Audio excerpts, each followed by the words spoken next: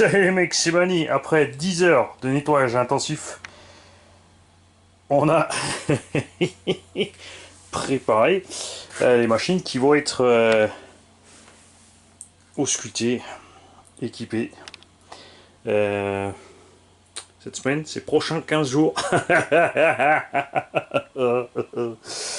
On a un Hot Bodies V8 ici qui est donc lui, il faut juste l'électronique. On a la STR8 GT qui était à la base Nitro, donc passé en brushless de Geeks, qui est aussi prête, il faut juste rééquiper de l'électronique. Pareil pour ça, NXT full option.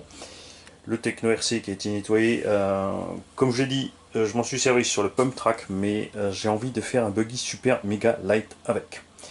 Alors pour passer au plus light, je pense que le plus simple c'est de mettre les deux tourelles courtes, 4 amortos courts, aileron relaxant et petit moteur, petit vario, etc. On va voir ça.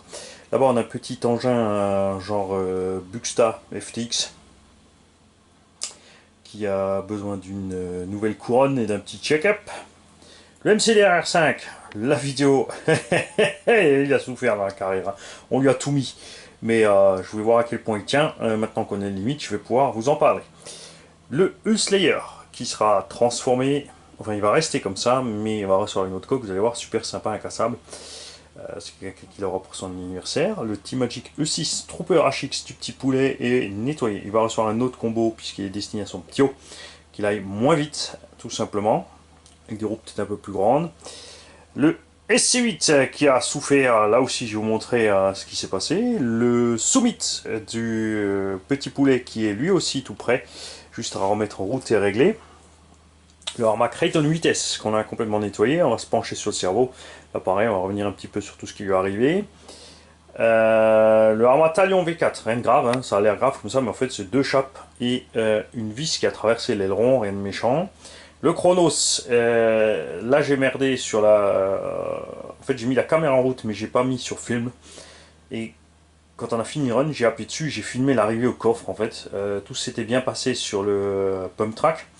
Ouais, vous avez loupé la vidéo du pump track. Un bon quart d'heure, 20 minutes. Et c'est juste en arrivant en travers ce pump track pour aligner un gros saut que je suis resté accroché à l'arbre. Et le triangle inférieur a cassé au niveau de la vis de fixation de la morteau. Mais là, vraiment, pas y en vouloir.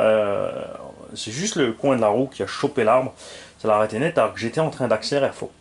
On a le REVO de Tonton SD3 qui a eu un nettoyage préliminaire donc pour attaquer la révision. Le X-Max c'est pareil, alors lui il a souffert du pump track mais je veux dire lui je l'ai rossé ce pump track, hein. Lui j'ai vraiment mis la dose et vous allez voir par rapport à ce qu'on a fait, pas très grave surtout qu'il était déjà pas neuf au départ, hein. Toute la rangée de roues aussi, la pompe à chaleur tourne à fond, il n'y a plus d'eau chaude, le compresseur lui c'est l'inverse, il est chaud. Il crache de l'air chaud et mes mains ressemblent à des mains de petites vieilles de 80 balais. Mais des fois c'est nécessaire. Généralement je les fais les unes après les autres. Là ça m'a pris, j'ai tout fait à la fois. C'était bien sympa, mais à part faire tous les jours, hein.